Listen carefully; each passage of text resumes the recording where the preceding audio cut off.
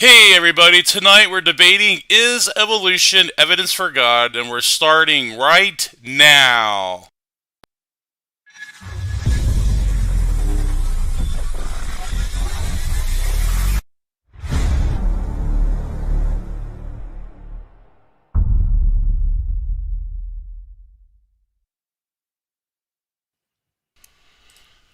Hey, we're thrilled to have you here tonight. We should have an epic debate. I'm the stand-in speaker for James tonight, and tonight's topic is evolution evidence for God. Wayne will be taking the affirmative and TJump the negative. Each of the speakers' links are linked below, so I recommend everyone check that out.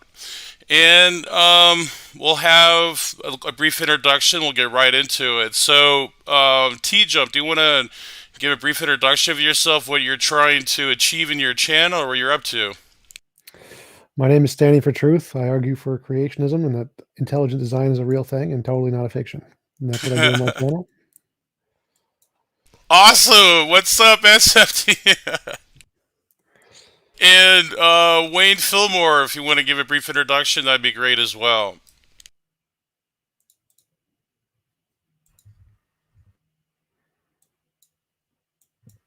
Up a little laggy there. All right, can you hear me? Yeah.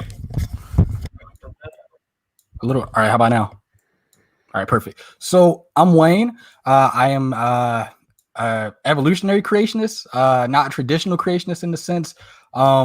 Definitely don't believe in intelligent design. That definitely doesn't work. But I'm a guest author for BioLogos. I'm good friends with Hugh Ross, RTB, that chapter. I am a former science teacher. Love teaching science, love physics, and I like explaining to people that you can be religious and you can believe in God and you can also accept science. Being religious doesn't mean that you have to be stupid. So that's what I'm all about, and I'm happy to be here once again, and let's have a good discussion. Awesome. Looking forward to it, and I appreciate your introduction there. So, Wayne, you have a brief opening just to give your position for Tom, and then we'll go right into an open discussion for the rest of the time. And on your word, the floor is yours. Okay, so the topic of the discussion is evolution evidence for God, which I didn't necessarily pick, but hey, it is what it is. When it comes to evolution, people usually have two positions, right? We usually see these two arguments take place. We have the creationists who always say that evolution doesn't exist. Evolution isn't real. Only microevolution is a real process, which there is no distinction between microevolution and macroevolution. They're one and the same thing. Then you have the atheist who says that no, evolution definitely is real. Evolution definitely does exist. Therefore, God doesn't exist also, which both are pretty extreme positions. Evolution has nothing to do with God or gods or religion. Evolution is simply a process that explains how organisms have changed over time. However, there can be a philosophical framework around why evolution works the way it is. I mean, is it purposelessness, or is there a teleology behind it? And so I have the philosophical framework that God didn't just guide evolution, because evolution is still going on today. God continuously guides evolution, holds evolution together, and it is God who basically wound up the clock and let evolution play out. So us humans and also other organisms that come after us humans arrived on the scene today. Not sure how TJump is going to handle this or respond to this, but this is what I'm arguing. This is what I believe. And I will say I'm not trying to prove it in the mathematical framework of things. I do think there are evidences for it. There are arguments for it, but I wouldn't dare say I have 100% proof. I don't think anybody has 100% proof of anything outside of mathematics. So that's my position. That's what I'm arguing. And T-Jump, you had the floor. Yeah, you mentioned that evolution has nothing to do with God or not God. I mean, yeah, I agree. Evolution doesn't tell us anything one way or the other, so it's not evidence for God any more than look at the trees. The fact there is something there does not mean there is or isn't a God one way or the other. You said you didn't pick the topic. I just kind of went with whatever James picked. What was the topic you originally suggested? It was kind of similar. It was something like, do I even remember? I don't even think I remember. But James changed the topic, so we're here. Hey, this is where we're at, pretty much. Yeah, so evolution is definitely not evidence of a God. If God is guiding evolution, then it means God created COVID, God created viruses, God created all those things that kill people, and God created the problems with our teeth that most humans died because of ingrown teeth at one point. God created the misused parts of animals that are just there for no reason now. That God created those apparently for some reason. They're not there for a reason. So it doesn't really make any sense that God guided evolution. It seems like a completely random process, which is why there's so many mistakes and why things evolve and die. Like 99% of creatures evolve and die because that's how evolution works. Natural selection. You have a bunch of random mutations. Lots of them are bad. Most of them are neutral. Some of them are good. The bad ones cause you to die. And so if God's doing this by design, then he's horribly immoral because he just designed a whole bunch of creatures to just die because they're insufficient at living. So clearly this is not evidence of a God, at least definitely not a good one. Could be evidence of an evil God who just wants to torture things for fun, but definitely not a good God. So no, evolution is not evidence of a God. So with that being the case, yeah, that's pretty much the same argument a younger creationist would argue against me. They would say there's no way that God used evolution or guided evolution because evolution is a painful process and it causes animals to die. That's very younger creationist of you. The younger creationists actually steal the scientist arguments for every position they don't hold, and then they just reject the scientist arguments for their own position. So it's really just the scientific argument. Well, I wouldn't say that's a scientific argument as much as a philosophical when you talk about like morality and God. What I will say is,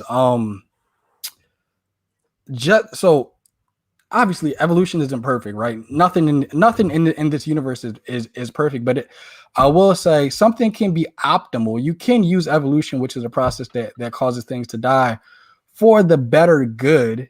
Like for example, I mean, we're using fossil fuels and oils and all types of things from things that die in the past. That's working out great for us too.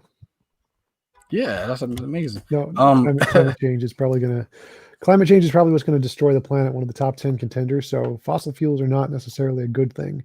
When you bring up this idea that you can use a bad thing for something better, that only applies if you're not all powerful. If you're all powerful, then no, you can't, because you can just do the good thing. There's no excuse to use the bad thing to do the good thing. If you literally are all powerful, can just do the good thing. So the only reason we're allowed to do things like fossil fuels and take advantage of bad things is because we are limited in our power and couldn't do otherwise. So it's justified to use those bad things, but it's not good. It's not optimal. Like we just don't have all power. Well, it's the greatest possible good that we can do, which isn't a bad thing. But with that being the case, you said evolution is a random purpose. It's a random process, and people usually. Why is my email coming up? Hold on, give me 1 minute. People usually click out of this. People usually conflate randomness with therefore no purpose. That's not true. Something can be random and it can have a purpose to it. There was a colleague of Biologos. She had a computer design and she wanted the leaves on the tree to fall more naturally, more randomly, and so she purposely created this computer design, this computer program, so these leaves could randomly fall off. The Monte Carlo algorithm on Wall Street, I actually trade when I'm not doing stuff like this. The Monte Carlo algorithm on Wall Street purposely is random, purposely changes again and again, so people can't cheat the stock market. So you can have random things, algorithms, patterns, things like that in nature. We actually use evolutionary randomness. I totally agree. Computer softwares. I totally agree. We can definitely make casinos that are totally random with a small percent difference to make lots of money. Yes, we can create design random things, sure, but that isn't an evidence for God. So the fact that God could make non-random things or random things means that God could make anything, and there's no way to differentiate which one's made by God, which one's not made by God. So God could make anything, sure. So just like we can, okay, that's not Sure, evidence. yeah. God can make anything, everything, whatever the case may be. But what I'm arguing is based on how these evolutionary mechanisms work. Uh, Number one, I will say evolution is a very intelligent process. It's not like this. And let alone the entire universe is very interesting, I will say. But when you look at the process of evolution, evolution is rather a very intelligent design. I mean, it works through speciation and allopathic speciation and things like that. I mean, that alone is just it's amazing, right?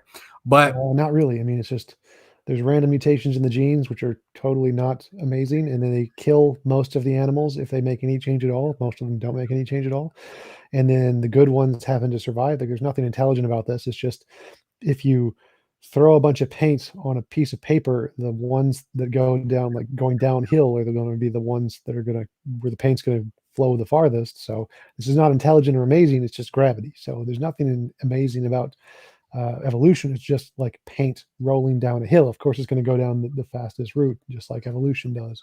If you have bad mutations, you die. If you have non-changing mutations, you just stay the same. And if you have good mutations, you get better and you survive and thrive. So it's just a random dumping of paint, essentially. And then the ones that go the farthest are the ones that survive. There's not really intelligence there. It's nothing intelligent about it. well, you conflated the fact with the philosophy, so that definitely is true. I mean, like there can be paint thrown at the wall, but I mean, the fact that there's a person doing it intentionally, like for example, we have abstract arts. There are art that's is purposely random. So it doesn't mean no teleology is behind it. Yeah, but it also doesn't mean there is teleology. So that doesn't support your claim. For it to be evidence of a God, you have to say there is teleology. So if it's could be is not evidence. There Well, could be a magical leprechaun that did it. That's not evidence of the magical leprechaun. sure, but I'm not arguing for a magical leprechaun either. So that's neither here nor there. But with that being the case, I will say, even the way how humans evolved, even the way how I do believe that humans definitely did to evolve to believe in God, which is not a bad thing. The thing that differentiates us from the other animals, of course, is our intelligence. Aristotle said that man is the rational animal, and I will contend and I will say, I think the purpose of this evolutionary process was for us to get up to this point to where we can finally know God, so we can finally evolve, so we can believe in a God. We look in the past, and there is evidence of our ancestors. They used to bury their dead in a religious fashion. They believed in God. I think it's very human to believe in God. Evolution also And evolved to give us delusions, hallucinations, fallacies, biases of thousands of different kinds because it happened to be beneficial to survival for some reasons. It doesn't make any sense to say we evolved for belief in God, especially since we're going to lose it pretty rapidly. The fastest growing religion is non-religious. So the fact that most of human history, I think 100,000 years, there was no belief in God, and then belief in God came about maybe about 50,000 years ago at the earliest, and it's going to go away, and at least probably only in the next 10 to 15,000 years there's not going to be any more belief in God. So it seems very strange that humanity evolution was designed for this one strange belief that really doesn't have anything to do with the rest of life, and seems far more likely that evolution happened to keep things alive because of entropy, since that's like literally what it does. It doesn't make any sense to say it was designed for strange God beliefs, especially since they're so wrong and proven wrong consistently. well, I'm not arguing for strange God beliefs necessarily. I'm arguing for the God I believe in. So that's kind of neither here That's a nor there. strange God But belief. well, no, I'm not arguing for the rest of those other beliefs. But all in all, like, as far as theism, we definitely did believe, so we can believe in God. Do you accept that? Is that something we can agree on? Except what? Do you accept that humans evolved to believe in God? Yes, we evolved and to believe in God in the same way we evolved to have hallucinations and delusions and fallacies and biases. In the same way that we evolved, so we can use mathematics, so we can use physics and science and make airplanes. No. Yeah, it's the same way. Humans, I mean, everything that we have as far as in our intelligent capacity, we got it because of evolution. Right, and some things are good and beneficial in certain cases, and some things are not. So Mhm. if it's a fallacy or a biasy or a delusion, that means we have some imagination thing in our imagination that does not correspond to reality. And there are certain things like math and logic which do correspond to reality, and so those are not analogous. Saying that you have a hallucination and that's the same as math is not the case. Like, we evolved eyes to So are you see, and saying that so there's a difference between the things we can see that are actually there and the things we can see which are not actually there, which are the delusions and hallucinations. Those are two different categories. so are you saying that believing in God is a delusion? Yes, pretty much. Okay. Could you prove that? Do you have any experimentation to demonstrate Sure, this? it's pretty easy. It's everything is imaginary until demonstrated otherwise. So if you want to assert an explanation, you have to demonstrate that it has some evidence to support it's not imaginary. And if you can't, then we can conclude rationally that it's imaginary. If you could demonstrate that right now, you could win a Nobel Peace Prize and change the world. You could actually demonstrate that numbers are independent of the human mind. You could change the world. What?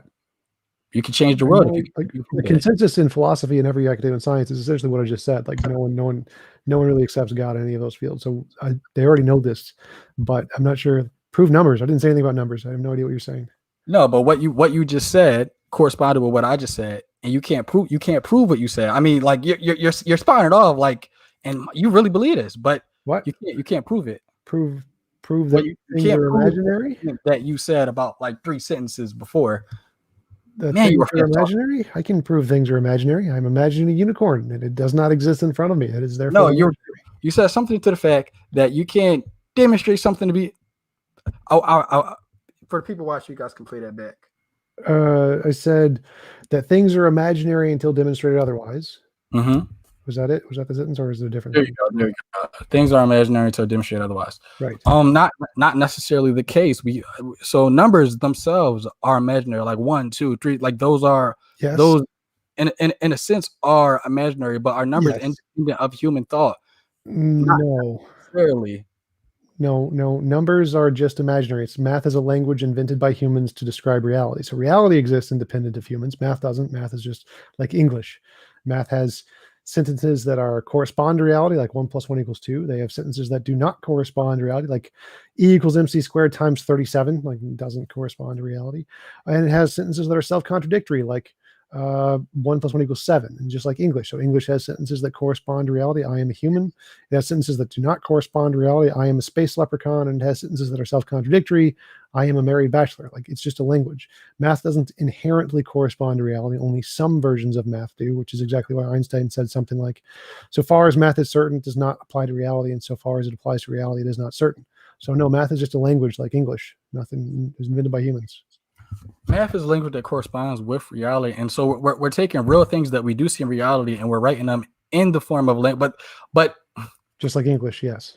yeah, just like English, but we need something first to grasp, which is reality. Reality is objective, whether you believe in it or not. Reality is objective. I agree. Reality Whether is you believe it or objective. not. So the fact that, once again, I'm going to go back to, because we're kind of getting off a topic, but humans evolved to believe in God. Now, is it beneficial or is it not beneficial? You think it's not beneficial. Oh, I think it was definitely beneficial. It's beneficial to lots of societies. Why does that? So are delusions. Delusions are very beneficial for lots of people. Why does that mean they're true? Like That- evolution, Mhm.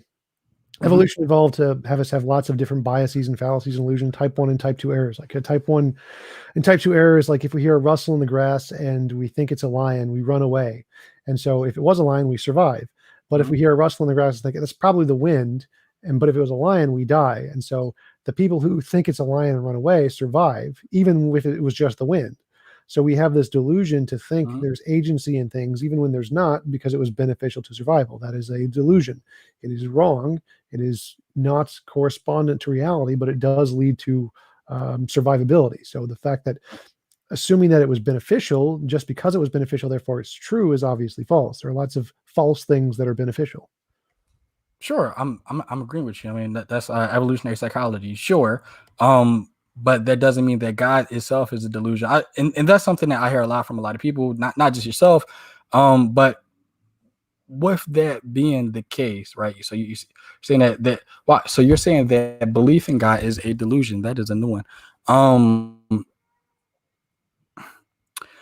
I will say the only way we would ever necessarily know if God exists is if this God somehow revealed itself to people, which that's a whole nother debate. But that's why I'm a Christian. I'm a Christian because I believe God did reveal himself to people, one through nature and two through the person of Jesus Christ. But when you look at the universe, well, not just the, when you look at evolution, evolution has a lot of characteristics that are, well, before I even go into that, I'm going to go into this, which is going to seem like it doesn't relate, but it does. Do you know how to analyze crime scenes, TJump?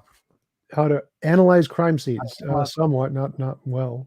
Okay, not well. Okay, so you live in a house or apartment or whatever the case may be. You have a room, so I have a box. I live in a cardboard box. Wow. Sounds sexy, but so you live in a cardboard box. All right, so I'm going to say Praise has a room, and we could probably go in his room and we can tell a lot of things about Praise, about the things he probably has in his room. We can look around the room and we can see what Praise is like. That pink rabbit is very telling. Praise, like we can tell, like strange fetishes there. Wow. So we can look around the room and we can see what Praise is like. We can see what makes him tick. We can see, Praise likes to read his Bible. Maybe Praise. Are you a gun owner? Are you a gun owner, Praise? Absolutely. I kind of knew that. So you're probably from the South. Pretty much Oklahoma Central, yeah.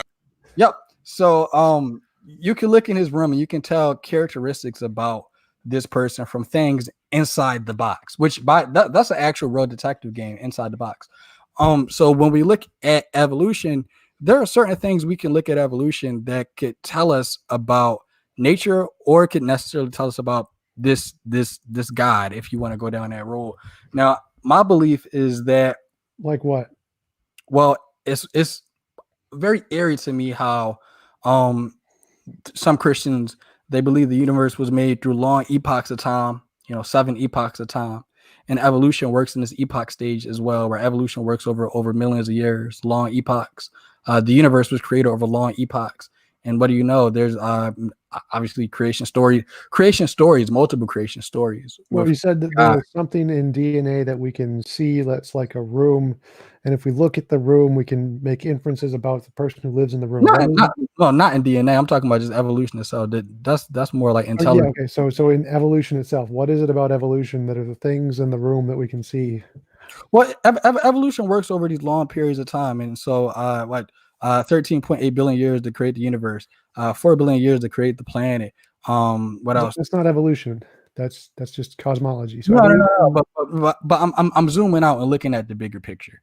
So looking at the bigger picture of things, it seems like if whatever creative force you're talking about, whether it's God or whatever the case may be, this creative force, it seems to work over long epochs of time. Now I'm relating that to, oh wow, there are also creation stories in theistic belief where God or gods create the universe over long epochs of time, and it's not proof, but it's telling.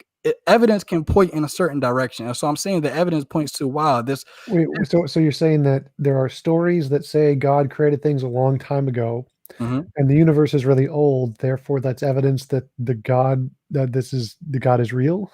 No, when you say evidence, are you positing that evidence proves something? No, evidence is just something that shows one, or that indicates a belief is more likely true than false. Doesn't mean prove. So what I'm saying is, this is evidence that these creation and they're mythos, right? They're mythos. So your evidence is that there are stories that the world is really old, and the world is really old.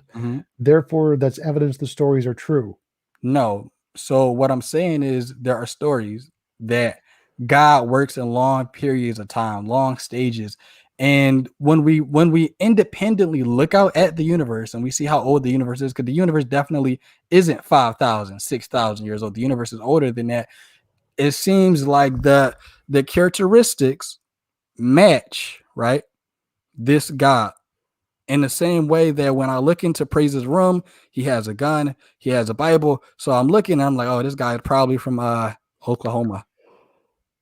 Okay, so let's say we're reading Harry Potter and it describes King's Cross Station, the train station, and it says, well, there's this many beams, and there's these kinds of trains, etc. And if we go, like, oh, look, there's King's Cross Station. It has all those things are exactly true. Does that mean Harry Potter is true? Is that evidence that Harry Potter is true? No, but we also know that J.K. Rowling didn't write Harry Well, it Potter. doesn't matter. We can just pretend we picked up a Harry Potter book. We've never seen it before, and it's just there on the ground. We don't know who wrote it or whatever. And we read it. It's just it's like all blocked out except for like certain parts, like magic and stuff. And it says here are the description of King's Cross Station. So we go to King's Cross Station. And, oh, look, the description is right. Is that evidence that Harry Potter is true? No, but we also know we know that Harry Potter is not a historical text. It wasn't written that way. But also, I mean, that doesn't help. Again, it doesn't make any difference at all whether we know it's a historical text or not. The point is that there are words in the book, a story, and some of the words correspond to reality. Like, for example, what genre is the book though? The Harry Potter, the genre is fictional, obviously.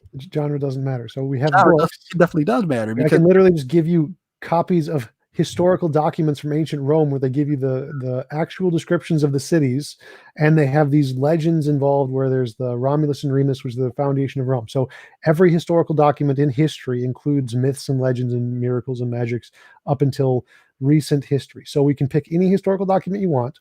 We can pick any description of any city you want, and they're going to get it right. Is that evidence that all of the miracles and magic and mythical creatures they describe actually exist too?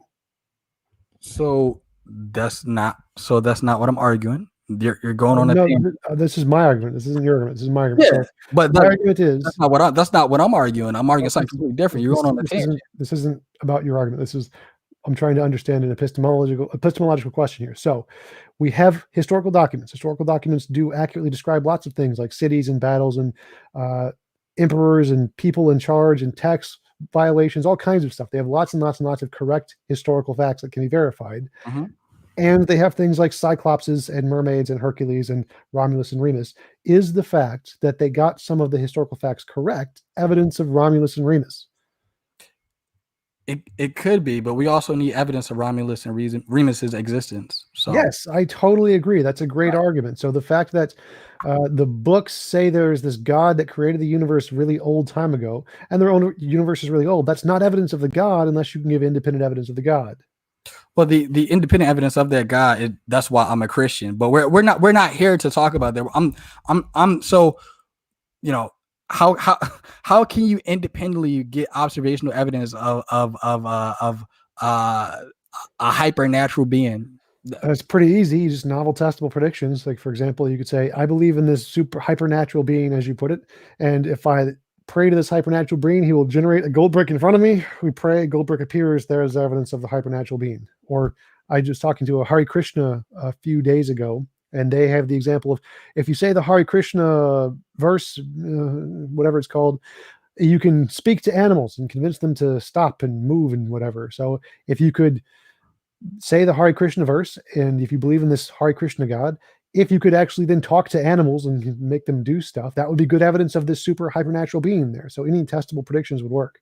Sure, but what if the characteristics of that God doesn't work that way? What if that God just doesn't care about you praying? Then what? You could, that's up to you. So you would have to say, like, you have this hypothesis, you believe there is this hypernatural being, and so you have to find a way to show this being exists outside of your imagination, not just in your imagination. If your God can't do that, well, then we have no reason to believe it's not imaginary, and we can conclude your God's imaginary. Well, and that's why we're having this discussion. So I'm laying out my evidence, and well, yeah. So the evidence you laid out so far was just people make up stories that the universe is old. The universe is old, therefore the stories are likely correct. That was your argument. No. So my argument is that these creation texts talk about the characteristics of this God they enjoy creating over long periods of time. The universe and a majority of the things in it were created over a long period of time. And it's very coincidental how Genesis account and other accounts talk about God creating over long epochs. The universe was we find out that how is that not literally what I just said? So what I said was there are stories that the universe is old. right? Mhm. And the universe is actually old. So the stories are correct that the universe is old. We found out that the universe was old. That's what Right. I'm saying. We now we have the evidence. And what I'm saying is that, so it would be in the same category as the Greek philosophers. They first theorized about atoms. If you didn't know, so Greek philosophers first theorized about atoms, and then thousands of years after Greek philosophers are discussing and debating about atoms in their robes, thousands of years later, now we find out that atoms actually do exist. Thousands of years prior to us independently finding out that the universe is epochs of years old, the philosophers and theologians, they already were arguing these things in their robes. So that's Okay, what I'm. what's the alternative there? So let's say you're a pygmy in the pygmy tribe of Malaysia or whatever, and you're going to come up with a story about what created the universe. Like, are you going to say it was created 5 minutes ago, like you were just popped into existence, or are you going to say, I've been alive, I have these parents, and they have their parents, and there's this old tribe leader, and he's really old, and he talks about his parents. Maybe this goes back a little ways. Probably it's a pretty old Earth. That's maybe that's how it was. Like, so there's not really a lot of options here. Either it was created really soon ago, like what the Bible and Abrahamic books say, or it was created really long ago, like what Hinduism says. You don't really have many options there. It's kind of like a 50-50. This is not really impressive. Many religions predicted young, many religions predicted old. Some of them are going to be right. Yeah, so the teleology of their argument, it's not just that the universe is over, that's it, but they're attributing a god to this old universe, and this guy enjoys creating over long periods of time. But that is one of the evidence I lay out. And I think it's convincing. You cannot think it's convincing, obviously, but I think it's one evidence that is convincing and it is compelling. But also the fact that, like I said, with why is that compelling? Like, for example, if we said, like, the most accurate religion on the age of the earth is Hinduism. Hinduism said the earth is 4.5 billion years old. They were about close. They were the closest one of any religions. That isn't, I mean, do you think that's evidence Hinduism is true? that's one evidence in his favor. Okay. Yeah. You should convert to Hinduism then. Sure. Yeah. But no, that's one evidence in the favor. Okay, so now we have some more pieces of evidence that we need to lay out. And I mean, that's pretty much it. So obviously in this conversation, like, you're not going to lead this conversation and be an evangelical Christian praising Jesus. Obviously not. But if you brought evidence, I would. Like, if you actually had real evidence, sure. I mean, doubt it. Like, religious conversions take time, take years sometimes. So because there isn't any evidence of a God. If there was, it'd be real queasy. Like, well, no, if I believed in a God and I said God was real, and I can convince you really easily, all you got to do is pray to the God, say these magic words, and the gold brick appears in front of you every single time. You would be pretty convinced the God is real. Yeah, but that's not how. If there is a God, that's not how that God works. Right. So there's no way to differentiate your God from imagination because there's no evidence. That's kind of the point. Like, if there was evidence, it'd be really easy to convert people. You just give them the evidence, just like you can give them the evidence the world is round. Convince most people really quickly. Well, there's different kinds of evidence too. So, like, there's abstract evidence, and then there's concrete evidence. That's why we're talking about these arguments. There's only one kind of evidence, and that's the evidence that indicates the truth of a proposition over its falsehood. So there's not multiple kinds of evidence there. Which can be given in the proposition of arguments. So some things are not observational, they're philosophical. Some things are mathematical. There are different types of there are different types of truths in the world. There's mathematical truth, there's philosophical. There's the stuff in our head and the stuff in the reality independent of our head. Those are the two kinds. So if you're just saying about mathematical truth, yes, you can show that with purely propositional logic, but you cannot use propositional logic to conclude something exists outside of your imagination in reality. That you it has to actually exist. I'm agreeing with you. It has to actually exist in reality, in the real world. No. So you can't use propositional logic to show something does exist in the real world. You can't. That's not reasonable. Propositional logic cannot be evidence that something exists independent of your imagination in the world. Like, you can't use logic to conclude apples exist. You need empirical evidence that apples exist. Yeah, but apples are a concrete thing. They're not an abstract thing. They're concrete. Right. You're not understanding what I'm saying. So with abstract things, right, you have to argue up to them. With concrete things, you argue down to them. It's abduction and deduction. No. So deduction and induction, but abduction is just affirming the consequent. Abduction is literally a fallacy. It's just affirming the consequent, so it doesn't work. But just try to make this as simple as possible. There's stuff in your imagination and there's stuff in reality. And you need some kind of evidence to differentiate between the two. If you think like numbers are in your imagination, well, then all you need is imaginary evidence. Like you can say 1 + 1 = 2. Okay, that's fine. That's perfectly good to justify numbers. But if you want to say that something exists in the world in reality, independent of your imagination, you can't just use your imagination as evidence. You need to reference something in the world. So if I said apples exist, no philosophical argument is ever going to justify apples existing because I'm claiming they exist outside of my imagination. And it doesn't matter if I'm apples or unicorns, or if I say there is a platonic abstract object that exists outside of my imagination, no propositional logic is going to justify that. You need some evidence outside of your imagination. I'm agreeing with you. You're preaching to the choir. I'm agreeing with you. Okay, well, that would apply to God too. So until you can provide some kind of empirical verification, there's no evidence of the God.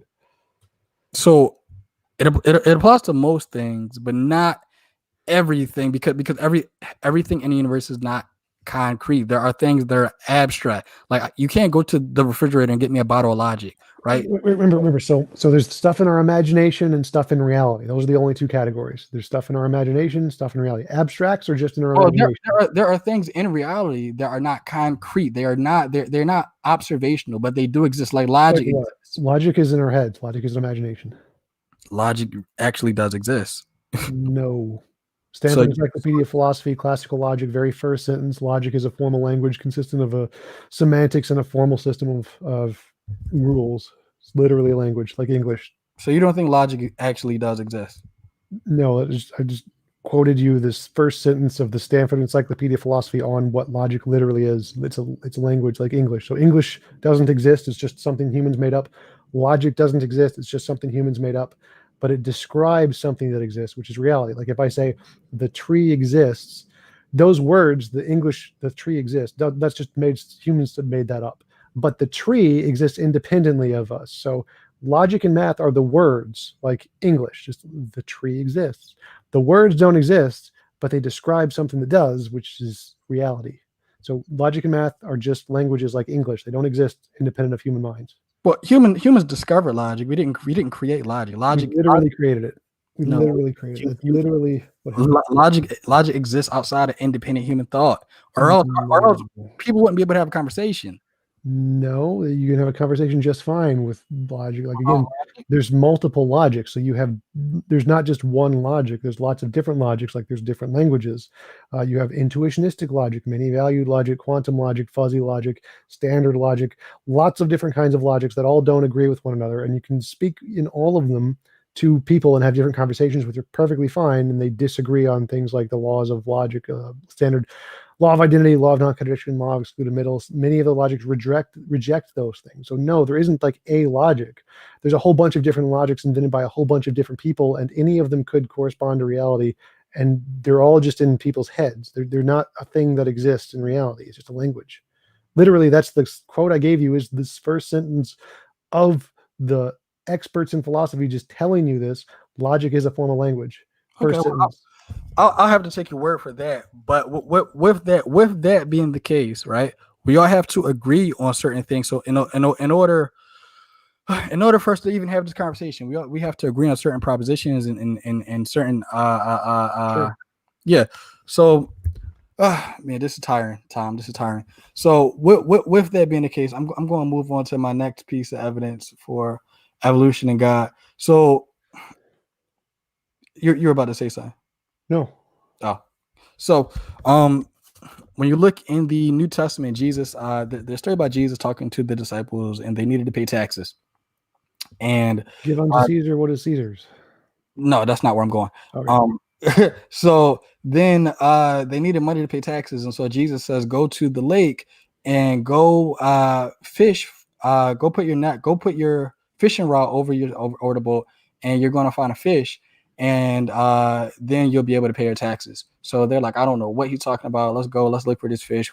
Let's go see. So they go to get into the boat. They get into the lake. I think they're in not the Sea of Galilee. They're in some lake. So they go. They take their fishing rod. They pull the fish up out the lake, and there's a coin in its mouth. Now, think about how more than likely that fish just didn't pop out of nowhere. I mean, it could have, but that's really unlikely. That's not how reality works. Things don't just pop into existence. So a more rational approach is that fish had descendants, and those descendants had descendants, and there was a long evolutionary line that fish came from before that fish got to that boat. And so that's what I mean when I say it seems like God likes to enjoy, creating things or interacting with creation over long epochs of time. What does that have to do with the story of the coin? You weren't listening, Tom. I'm trying to follow your argument here. Definitely not following. So, okay. So in the same way that the universe, right, is really old, and God created the universe 13.8 billion years ago. That fish didn't just pop out of existence. That fish had descendants, right? And those descendants of that fish had descendants. And so the purpose of that evolutionary line of that fish was to get that coin to those disciples at that moment in time. So it was you're about to say something. Yeah, a better explanation is somebody made the story up. That's much easier than purposeful evolution of fish that got coin in mouth. Like, even if it did happen, like the coins or fish shiny things all the time. How do you know somebody made the story up, though? That's most likely what happened. Like, if miracles, magic, they're all not supported. They're just because. How was that magic? There's nothing in the story that's supernatural at all. Like, it's not like nothing about that story is supernatural. There was a coin, there was a fish. They went fishing. There was a coin in his mouth. That was highly improbable. That's not supernatural at all. Yeah, sure. Maybe he just got lucky, and there was a fish who ate something shiny, and it was a coin, and they got lucky. And sure. But it's more likely that they made the story up, because we see people making stories up all the time.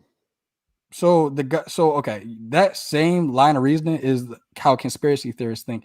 The government has lied, therefore the government lies about everything. You should be a conspiracy theorist, Tom. No, I'm going to go with the consensus of historians and biblical scholars who hold to it, that the study of miracle claims lies outside the bound of a historian acting in their professional capacity. Michael Licona, Historians of Miracle Claims, paper by 1997, something, blah, blah, blah. So the consensus in history is that any of those kinds of claims are most likely just made up and added later, I think. So that's not a miracle claim. There's nothing miraculous about it. I didn't say miracle claims. So those kinds of claims are just not supported in history. So most of those kinds of stories are just made up, like the stories of Hercules. Hercules isn't miraculous in any way. There's just spectacular stories of him killing a bull or whatever, a big bull, a really big one. Like, that's not miraculous, but it's probably made up. Sure, but I'm not talking about Hercules. Yes, you're talking about a different story where something very strange happened that is most likely just made up by a bunch of people in a book. Sure, I mean, it probably was made up, but we don't have any reason to believe it was. Except the fact that it's not reasonable to believe. That's pretty good evidence that it's made up. I mean, what's better is somebody could say, I don't know if it did necessarily happen. But that's not even what I'm arguing. I'm arguing is based off of that account, based off of that story. It just seems very coincidental to me how this fish over long periods of time it was used for this purpose, and the universe itself was made over long periods of time, which I believe was for the benefit and purpose of us humans. So God created billions and billions of fish over 13 or however many billions of years, so that one particular fish would eat a coin and then give the coin to the apostles so they could pay their taxes, when he could have just given them a coin, just snapped his fingers and done it. No, but he created billions of fish, caused them to die miserable deaths where they suffered and got eaten by sharks. And all of that was so that this one fish could have this one coin and give it to the apostles so they could pay their taxes. Well, yeah, that one fish had its particular purpose, but other fish and other humans and other organisms, they all have their own purpose. In the evolutionary scheme of things, sure. Like being eaten by sharks and ripped apart and eaten by humans and destroyed, life, suffering all the time, miserable lives, eaten by parasites. That's their purpose. Yep. And it is nothing necessarily bad about that. That's nature. Like that's how the universe works. It's not a bad thing. I give you example A of why this is definitely not a good God. Evidence of a good God. So overall, the creation is optimal. It works. I mean, death is a part of life. I mean, even God gave His Son Jesus in death for us humans. So I mean, like death isn't necessarily a horrible, evil thing. That's a part of life. It's natural. People live, people die. There's this great story, The Parable of the Dragon by Nick Bostrom. It's a great proof of why that's wrong. So death is definitely immoral because it's non-consensual. So if you die without your consent, that's immoral. Like, so if God created this universe and added death and forced you to be in it, and you don't have an option to say, I'd rather not have death, that's immoral. Well, that's a whole nother argument in of itself. But if we're gonna go down that line, so it is argued by Leibniz that this is the best possible universe that God could have created. There is. So would you agree that God can exist and not exist at the same time? Sure. Okay. So would you also agree that if God exists, there are things that God can't do? Sure. Okay. So one thing that God, being perfect, being eternal, God cannot create a perfect universe from the start. And the reason being is if Yahweh, if God creates another perfect universe, He in essence is creating another Yahweh. So He has a better idea. He creates a universe that becomes perfect. God creates a universe that can create itself. And not over time, but now that this universe is slowly evolving and slowly changing, etc. Which by the way, if evolution isn't true, this isn't directly towards you, but if evolution isn't true, young earth creationists, then Jesus wouldn't be able to die for us on the cross if evolution weren't true. Because in order for Jesus to redeem the cosmos, He has to be thermally connected to the universe.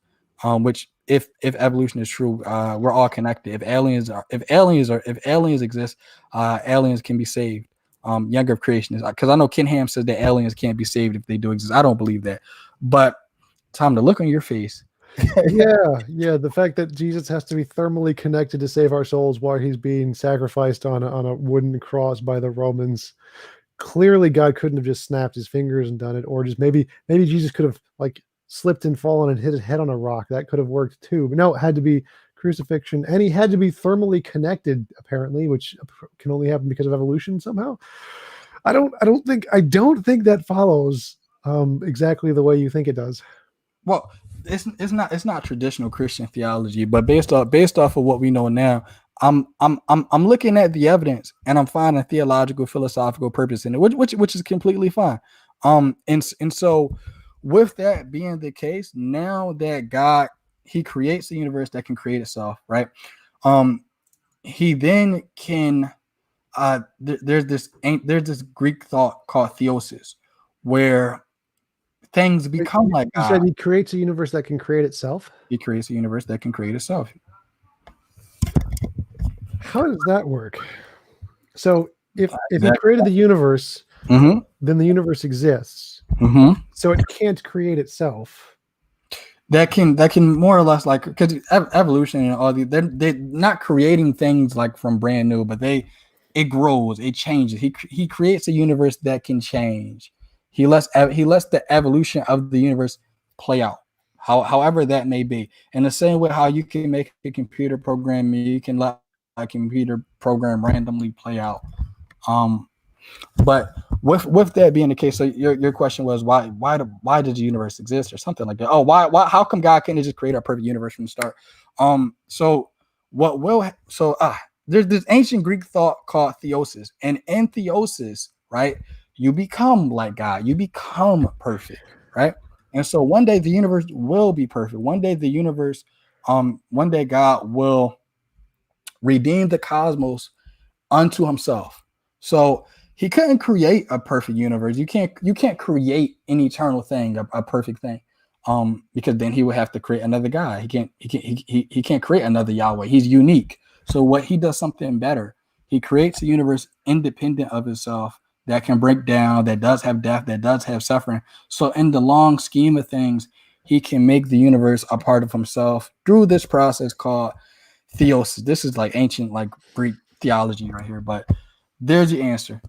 Okay, so could God have given each person their own universe and they each have free will in their own universe? I have no idea. I don't know. So God created one universe with trillions of planets, right? Mm-hmm. And he's all powerful, so he can create a universe with trillions of planets, right? Mm-hmm. So he could have like given each of us a planet, right? But sure, let's say that. Sure, maybe. I don't know. I don't know. Where are you going with this?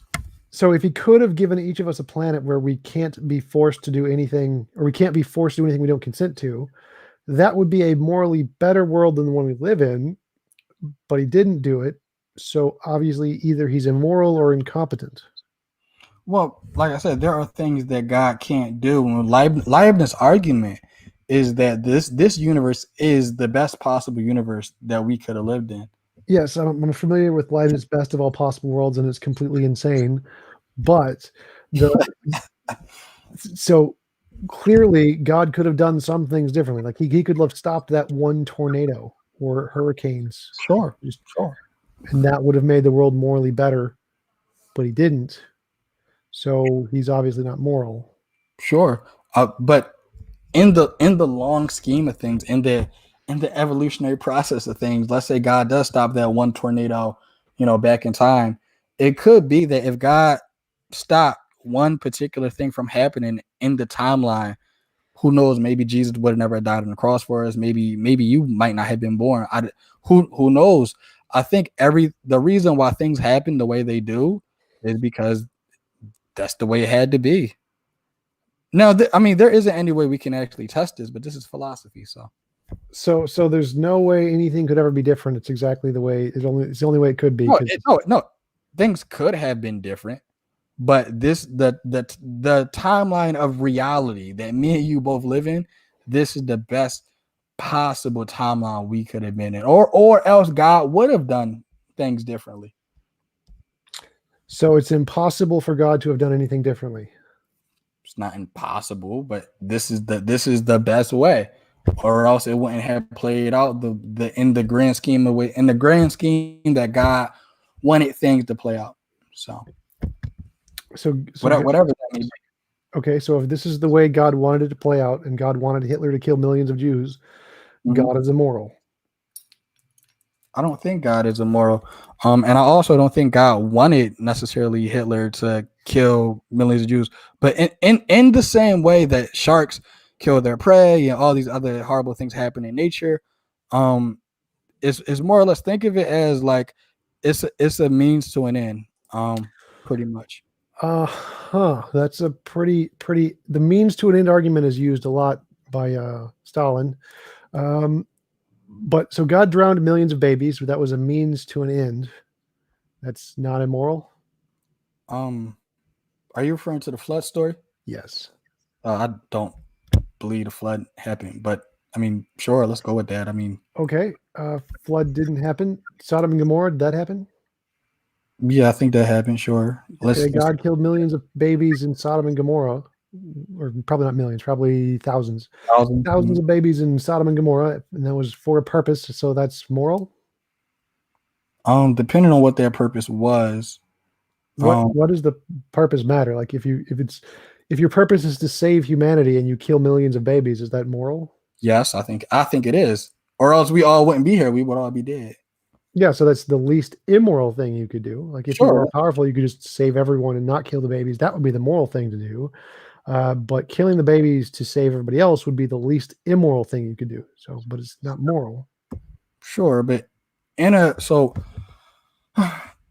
world where we have laws of physics and laws of decay and things like that, I don't think it's I don't think it's immoral for God to allow the laws of physics to play out. And I don't think it's immoral for God to, let's go with that line of reason. That's the least moral thing that God could do. So I mean, either way, I don't have a problem with it. I mean, like I said, that's life. So if God did the least immoral thing he could do, that still means he's immoral because that's the least immoral thing. Out of the realm of possibilities, and I wouldn't think that's immoral. that's the least immoral thing you can do, but that's the best possible justice that you can do as well. Sure, but that means that it's immoral. No, it's not immoral because you're doing the best that you can do. That's the best choice out of the realm of the possibilities. Best choice is to destroy cities with thousands of babies, and that's not immoral. Depending on the reasoning. Okay, if you I think mean, that works. In the same sense where God forbid, let's say you had a little like Taliban child in your cardboard box with a bomb strapped to his chest. I mean, it would be the least moral thing to do, sadly, is to take out that child with the bomb on his chest. Or we could just not kill the child at all, and like you and the Taliban child could be blown to smithereens. I mean that. No, the moral thing to do would just be to disarm the bomb and save But if the you child can't and not disarm blow the it up. bomb, I Sure, mean, you can. If I'm all powerful, I can do it. Not a problem. I don't even need to be all powerful. I just need a bomb diffuser. I can do it. So the fact that you think an all powerful God couldn't do that, couldn't diffuse the bomb and save us both, means your God is very strange, very silly that he's all powerful, but he couldn't diffuse the bomb and save the child and the person. But we can. So if well, we can do it, there are things. Speaking of that, I will say, like I said before, there are things that God can't do, and so with God creating the laws of nature, He's made a covenant with those laws. So you know, maybe there isn't anything in the laws of nature that will allow God to do that at that moment. Um, okay, so God can't diffuse the bomb, but we can diffuse the bomb, so we're more powerful than God. maybe at that moment, God can't, put anything in the system to defuse the bomb. But we can, so we're more powerful than God. Well, I mean, if you get to it in time, but sure, God could defuse the bomb. But I mean, I'm not talking about God. I'm talking about you, a Taliban child with a bomb strapped to his chest, and police officers or FBI agents, whoever, bomb diffusers. I mean, the best possible thing Maybe they if we can can get do. back on topic, that'd be great. Oh, so with that, what is the top? Oh yeah, the evolution thing. So, man, we went on a long tangent. Praise. How much time do we have, by the way? Yeah, I'm ready to go. Another 10 to 20 minutes. If you guys want to end it short, we could go to super chats, but we don't have many though, so it's up to No. how you guys want to do that. Okay. I'm happy to go to super chats. Let me see. So, is it Wayne? Do you want to? Do you have any finishing comment or conclusion or TJump? Either one of you guys. Not really. Well, one, I'm looking at the comments. Somebody said God created the bomb. Huh. Maybe. So, my finishing comments would be this debate it was all in fun. I honestly chose to do this debate because, like I said, I always see Christians arguing against evolution and atheists using evolution as like a backpedal against God. So I figured we do something different because I'm tired of seeing Kent Hovind on here. And I'm also tired of seeing evangelical fundamentalists on here. So I said, let me just come out here and do something different. I'm not the best debater in the world, but hey, might as well give it a shot. But I definitely do think there are good evidences. There are good reasons to believe in God. And I will say, if somebody is out there struggling with their faith when it comes to evolution has nothing to do with a God or gods at all. Evolution is simply a scientific explanation to explain how things change. And whether a god or gods or deities or anything has anything to do with that, you can come to your own conclusion on that. But young earth creationism has made more atheists than any scientist or atheist can ever do, and I will fight young earth creationism tooth and nail. So, but it's been an honor to be here and talk with you guys, and maybe we can do it again. Yeah, you should debate young Earth creationists next time. That would be entertaining. Yeah. Appreciate that conclusion there, Wayne Philmore. So we got a couple super chats, and you guys feel free to jump on in. Let's see here. Our first super chat is from Stupid Horror Energy. For $10, thank you, I'm not gonna call her that name. SWE. And she says evolution can result in some genes in a fetus to become female, so that a lot of her eggs will be defective. Some genes want to protect chromosomes from damage, while others want to break them. If you guys want to respond to that, go ahead. Is that a question or was that just like her just stating a science fact? Yeah, I think that's just a comment.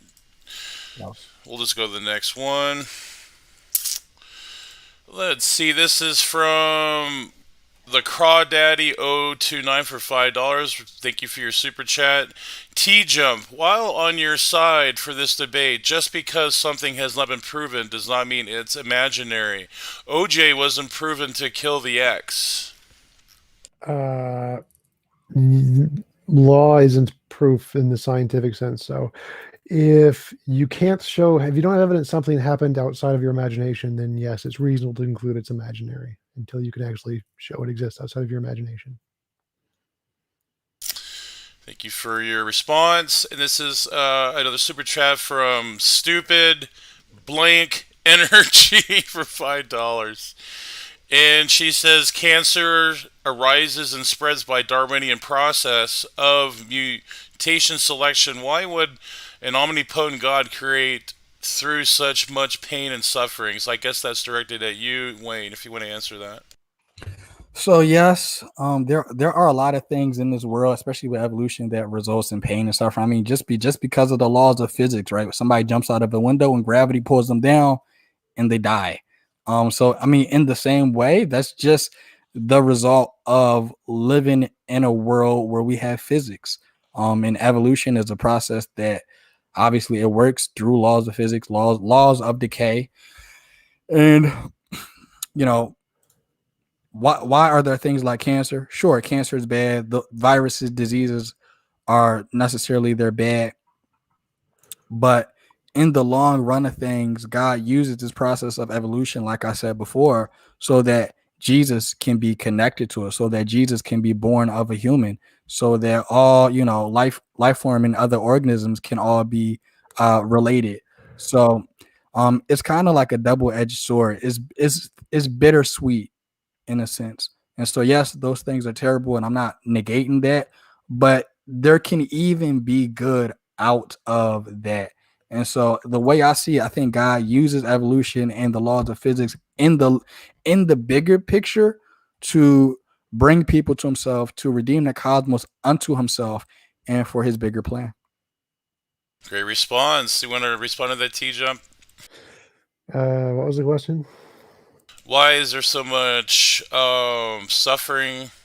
Why would an omnipotent God allow so much suffering through the Darwinian mutation, selection, etc.? Because he's evil and likes to cause suffering. So this one is from Caleb for $2. Thank you for your super chat. He might be a little trolling here a little bit, but T Jump, why you scared to debate praise? Oh. Because I don't want any more my brain cells to be lost. I'm like, Well, actually, this Thursday that's going to happen, I believe, as far as I know. James set it up. I know. oh, is that the 2v2 with Skylar? Yep, yep. I'm going to bring it, buddy. I'm just saying. So God damn this babies. Sunflower for $5. Thank you for your super chat. Let it be known that today several atheists were triggered upon being informed that that first world non-religious birth rates are at catastrophic lows. So I'm guessing that's probably directed at T Jump, but you both can respond to that if you want. Actually, birth rates for pretty much every society is going down. Even Islamic birth rates are down by, I think, 8 or 9% since the past like 10 or 15 years. So everyone's birth rates goes down when technology goes up. It's just a fact of reality. Like if you have higher survivability rates for children, then you don't need to have 20 kids and hope that 5 of them survive. So when technology goes up and you're guaranteed that your child is going to survive for the most part, you don't need to have as many kids. It doesn't leads to less birth rates. It's true everywhere in the world. Thank you for your response. So this is the last super chat we have tonight, which is amazing. We usually have a lot more. But it's from Experiments in Prebiotic Chemistry for $20. Thank you for your super chat. Just wanted everyone to know an artificial photosynthetic cell has been created in the lab by man. But wait! I thought that life could only rise from a supernatural cause. Haha. I guess that's a comment, but you guys can respond to that if you want.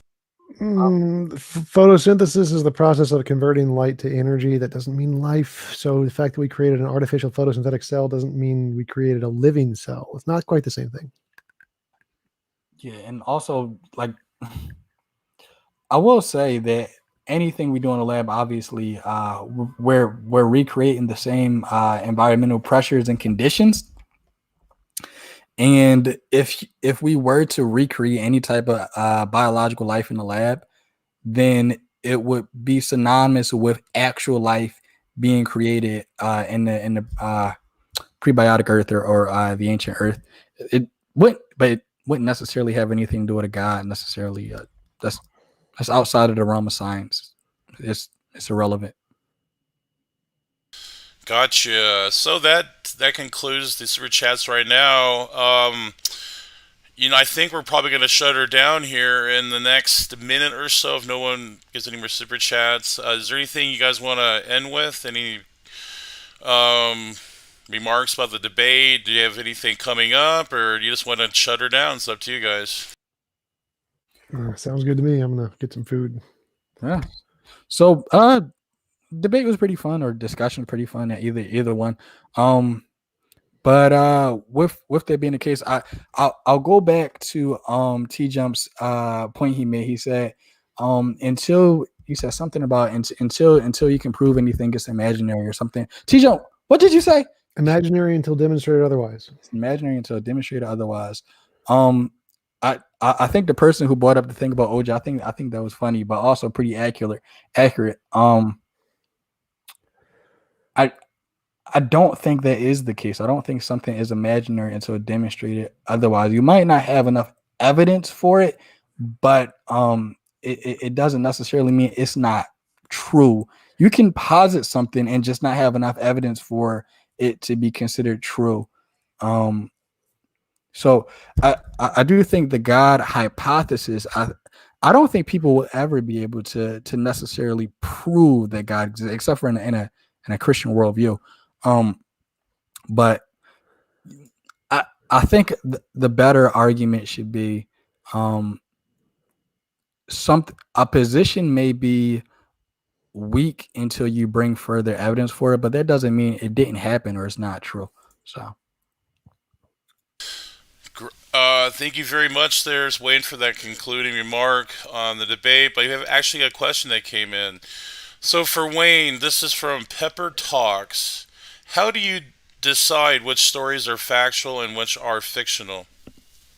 So I go based on how the ancient authors interpreted the Bible. So you do when you do Semitic studies, you find out what the authors believed about different things, and also the language. So I'll give you an example. At the Adam and Eve account, in your American Bible, there are certain things in the language that it doesn't have. So Adam in the Hebrew, it can mean a man or it can mean the humans, ha-adam.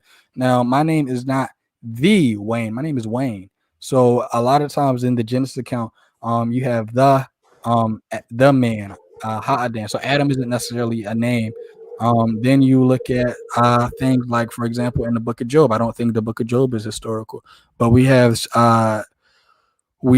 these sentences again and again where it says, and I alone have escaped to tell you, and I alone have escaped to tell you. You see this in Genesis too.